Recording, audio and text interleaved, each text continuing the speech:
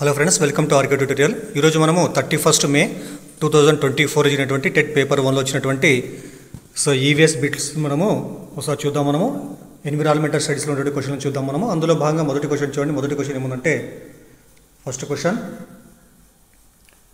ఎముకలు మరియు దంతాలలో ఉండేటువంటి ఖనిజ లవణము ఏది అన్నాడు. ఇక్కడ ఎముకలు మరియు దంతాలలో ఉండేటువంటి ఖనిజ లవణము ఏది అన్నాడు. దీనికి ఆన్సర్ ఏమంటే, దీనికి ఆన్సర్ థర్డ్ ఆన్సర్ భాస్వరము లేకపోతే పాస్పరస్. కాబట్టి ఎముకలు దంతాల్లో ఉండేటువంటి ఖనిజ లవణము భాస్వరము లేదా పాస్పరస్ అవుతుంది.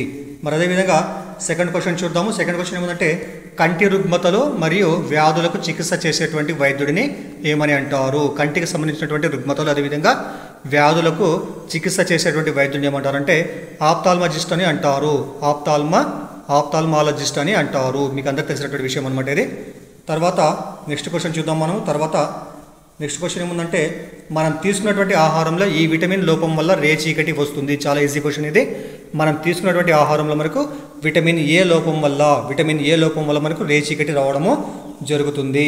తర్వాత నెక్స్ట్ క్వశ్చన్ చూద్దాము. దాని తర్వాత నెక్స్ట్ ఏముందంటే, క్రింది వాటిలో శిశోత్పాదక జంతువు ఏది? శిశోత్పాదక అర్థమైంది పిల్లలకు జన్మనిచ్చేటువంటి జంతువు అనమాట. ఇక్కడ కప్ప కాదు, కోడి కాదు, అదేవిధంగా మొసలి కూడా కాదు. మరి ఏమంటే ఆన్సరు ఆవు అనమాట. ఆవుని ఏమంటారంటే శిశోత్పాదక జంతువు అని అంటారు. తర్వాత నెక్స్ట్ చూద్దాం. తర్వాత మనము మానవులు, జంతువులు మరియు మొక్కలు నివసించేటువంటి భూమి వాతావరణం యొక్క పొరను ఏమని అంటారు? మనకు తెలిసినటువంటి విషయం ఏది? దీని ఏమంటారంటే ట్రోపో ఆవరణం అని అంటారు, లేకపోతే ట్రోపోస్పియర్ అని కూడా అంటారు. ట్రోపోస్పియర్లో మానవులు, జంతువులు, మొక్కలు ఇవన్నీ కూడా అక్కడ నివసిస్తూ ఉంటాయి. నెక్స్ట్ క్వశ్చన్ చూద్దాం మనం. తర్వాత క్వశ్చన్ ఏముందంటే, వడదెబ్బ తగిలినప్పుడు శరీర సాధారణ ఉష్ణోగ్రతను తిరిగి పొందిన తర్వాత మనం రోగికి దీనిని ఇవ్వాలి. ఏమి ఇవ్వాలి చెప్పండి? మనకు ప్రతి హాస్పిటల్ దొరికేటువంటి ద్రావణం పేరు, ఆ యొక్క ప్యాకెట్ పేరు ఏమంటే మనకు ఓఆర్ఎస్ అనమాట. దాని ద్రావణాన్ని ఏమంటారు? ఓఆర్ఎస్ ద్రావణం అని అంటారు. కాబట్టి వడదెబ్బ తగిలినప్పుడు మనము రోగికి ఇవ్వాల్సినటువంటి ద్రావణం పేరు ఏమంటే ఓఆర్ఎస్ ద్రావణము. తర్వాత నెక్స్ట్ చూద్దాం మనం. తర్వాత నెక్స్ట్ క్వశ్చన్ ఏముందంటే, బాడీ బిల్డర్లు కండరాలు మరియు శరీర ద్రవ్యరాశిని బలిష్టం చేసుకోవాలి. వారు తీసుకున్నటువంటి ఆహారంలో ఇవి సమృద్ధిగా ఉండాలి. దీనికి ఆన్సర్ ఏం చెప్పండి? ప్రోటీన్స్ అనమాట. కాబట్టి బాడీ బిల్డర్లు కండరాలు మరియు శరీర ద్రవ్యరాశిని బలిష్టం చేసుకోవాలంటే వారు తీసుకోవాల్సినటువంటి ఆహారంలో ఉండాల్సినటువంటి పదార్థాలు ఏమంటే ప్రోటీన్లు సమృద్ధిగా ఉండాలి. నెక్స్ట్ క్వశ్చన్ చూద్దాం.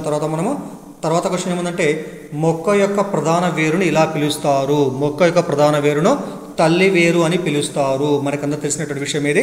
తల్లి వేరు అని ప్రధాన వేరును పిలవడము జరుగుతుంది. తర్వాత క్వశ్చన్ చూద్దాం మనం. తర్వాత ఏముందంటే, మానవ శరీరం యొక్క బరువులో ఉండేటువంటి నీటి శాతం ఎంత? మానవ శరీరం యొక్క మొత్తం బరువులో నీటి యొక్క శాతం ఎంత అంటే దాదాపుగా 70% ఉంటుంది. 70% నీరే మన శరీరంలో బరువును కలిగి ఉంటుంది. తర్వాత క్వశ్చన్ చూడండి. తర్వాత ఏముందంటే, క్రింది వాటిలో తెలంగాణలో ఉన్నటువంటి జల విద్యుత్ కేంద్రాన్ని గుర్తించండి.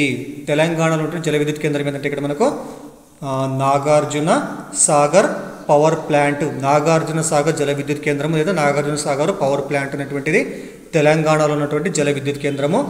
ఇచ్చినటువంటి మిగతా ఆప్షన్లు Kakatiya power plant, Jaipur power plant, అదేవిధంగా ఎన్టీపీసీ రామగుండం ఇవన్నీ కూడా మనకు థర్మల్ పవర్ ప్లాంట్ల కిందికి వస్తాయి. కాబట్టి నాగార్జున సాగర్ మనకు జల విద్యుత్ పవర్ ప్లాంట్ అనమాట. తర్వాత క్వశ్చన్ చూద్దాము. తర్వాత క్వశ్చన్ ఏమంటే, వరదల సమయంలో వ్యాపించేటువంటి అంటు వ్యాధులలో ఒకదానిని గుర్తించండి. మనకి ఇచ్చినటువంటి ఆప్షన్లలో కలరా, టీబీ, తర్వాత డెంగ్యూ, తర్వాత ఎయిడ్స్ ఉన్నాయి. ఇక్కడ ఇందులో మనకు వరదల వల్ల మనకు వచ్చేటువంటి వ్యాపించేటువంటి వ్యాధి ఏమంటే కలరా వ్యాధి. ఇది మనం తీసుకున్నటువంటి ఆహార పదార్థాలు మరియు నీటి యొక్క కాలుష్యం వల్ల మనకు రావడము జరుగుతుంది. తర్వాత క్వశ్చన్ చూసిన తర్వాత ఏముందంటే, ఎంజైములు లేనటువంటి రసము ఏది? ఎంజైమ్ లేని రసం ఏంటంటే ఇక్కడ మనకి అది ఆన్సరు పైత్యరసం అనమాట. పైత్యరసంలో ఎంజైమ్ లేనటువంటివి ఉండవు. తర్వాత చూద్దాం. తర్వాత క్వశ్చన్, పటంలోని దూరానికి మరియు భూమిపై ఉన్నటువంటి వాస్తవ దూరానికి మధ్య దూరానికి మధ్య ఉన్నటువంటి సంబంధాన్ని సూచించేది ఏదన్నాడు ఇక్కడ. దీనికి ఆన్సర్ ఏమంటే పటము స్కేలు లేకపోతే మ్యాప్ స్కేల్ అనమాట. పటం స్కేలు లేదా మ్యాప్ స్కేల్ ఇదేం చేస్తుందంటే పటంలో ఉన్నటువంటి రెండు ప్రాంతాల మధ్య దూరానికి అదేవిధంగా నిజ దూరానికి మధ్య ఉన్నటువంటి స్కేలు గురించి ఇది మనకు తెలియజేయడము, అంటే వాటి దూరాన్ని మనకు తెలియజేయడము జరుగుతుందన్నమాట. నెక్స్ట్ క్వశ్చన్ చూడండి. నెక్స్ట్ క్వశ్చన్ ఏముందంటే దక్కన్ పీఠభూమి పశ్చిమాన ఎత్తైన మరియు ఏటవాలు అంచు అంటే స్కార్ప్ కలిగి ఉంది. ఇది ఏంది? ఇది మనకు వెస్టర్న్ ఘాట్స్ అనమాట. పశ్చిమ కనుమలైనటువంటివి దక్కన్ పీఠభూమి అనేటువంటి ఎత్తైన మరియు ఏటవాలు అంచు కలిగినటువంటి ఆ యొక్క సహజమైనటువంటి ఘాట్స్ అనమాట అవి. తర్వాత నెక్స్ట్ చూద్దాం మనం.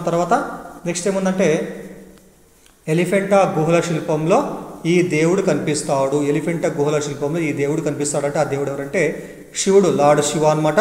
కాబట్టి ఎలిఫెంటా గుహలో మనకి కనిపించేటువంటి దేవుడు అంటే శివుడు అనమాట. తర్వాత నెక్స్ట్ చూద్దాం మనం. నెక్స్ట్ క్వశ్చన్ ఏముందంటే గౌతమ బుద్ధుడు తన మొదటి ఉపదేశాన్ని ఇక్కడ చేశాడు.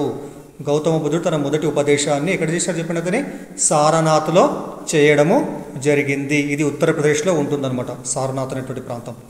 తర్వాత నెక్స్ట్ క్వశ్చన్ సింధు నాగరికతలో అత్యంత విస్తృతంగా ఉపయోగించినటువంటి లోహం ఏంటంటే మనకు అందరూ తెలిసినటువంటి విషయం ఇది. రాగిని సింధు నాగరికతలో ఎక్కువగా ఉపయోగించడము జరిగింది. రాగి అనేటువంటి లోహాన్ని ఉపయోగించారు వాళ్ళు. తర్వాత నెక్స్ట్ క్వశ్చన్ చూద్దాం. మనం విజయనగర సామ్రాజ్య శిథిలాలను ఇక్కడ చూడవచ్చు. ఇక్కడ చూస్తాం ఇప్పుడు మనము హంపీలో చూస్తాం. మనం కర్ణాటకలో ఉన్నటువంటి హంపీలో మనము విజయనగర సామ్రాజ్యానికి సంబంధించినటువంటి శిథిలాలను మనం అక్కడ చూడవచ్చు. తర్వాత చూద్దాం మనం. నెక్స్ట్ క్వశ్చన్ ఏముందంటే భూదాన్ ఉద్యమమును ప్రారంభించినటువంటి వారెవరు? ఇది చాలా ఈజీ క్వశ్చన్ ఇది. మరి భూదాన్ ఉద్యమాన్ని ప్రారంభించినటువంటి వారు ఎవరంటే వినోబా భావే. ఆచార్య వినోబా భావే భూదాన్ ఉద్యమాన్ని ప్రారంభించడము జరిగింది. నెక్స్ట్ క్వశ్చన్ చూడండి. ఇక్కడ 73వ రాజ్యాంగ సవరణ చట్టము అమల్లోకి వచ్చినటువంటి సంవత్సరము. 73వ రాజ్యాంగ సవరణ చట్టం మనకు 1993వ సంవత్సరంలో అమల్లోకి రావడము జరిగింది. ఇది పివి నరసింహారావు ప్రధానమంత్రిగా ఉన్నటువంటి కాలంలో జరిగింది. తర్వాత చూద్దాం మనం. నెక్స్ట్ క్వశ్చన్ ఏమంటే క్రింది నది తెలంగాణలో ప్రవహించడం లేదు. మరి ఏ నది తెలంగాణలో ప్రవహించదంటే మనకి ఇచ్చినటువంటి ఆప్షన్లో మనకు 4వ ఆప్షన్ కావేరీ నది.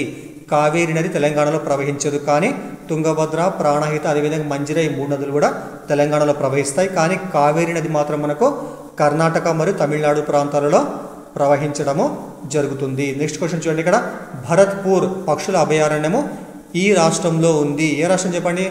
అది మనకు రాజస్థాన్ రాష్ట్రంలో ఉంటుంది. భరత్పూర్ అనేటువంటి పక్షుల సంరక్షణ కేంద్రం మనకు రాజస్థాన్లో ఉంది.